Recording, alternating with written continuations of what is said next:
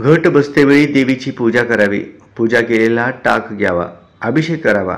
नंतर स्थापना करावी. स्थापना करण्यापूर्वी प्रथम पाट घ्यावा. त्यावर गहू पसरून पाण्याने भरलेला कलश ठेवावा. पाण्यात पैसे, सुपारी घालावी. तांब्यावर गव्हाने भरलेले लहान थामण ठेवावे. त्यात देवीचा टाक ठेवावा.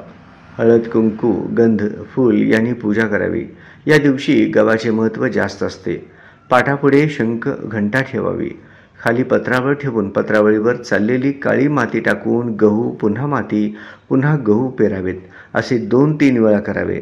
मध्ये पेल्यासारखे भांडे ठेवून त्यांची पूजा करावी.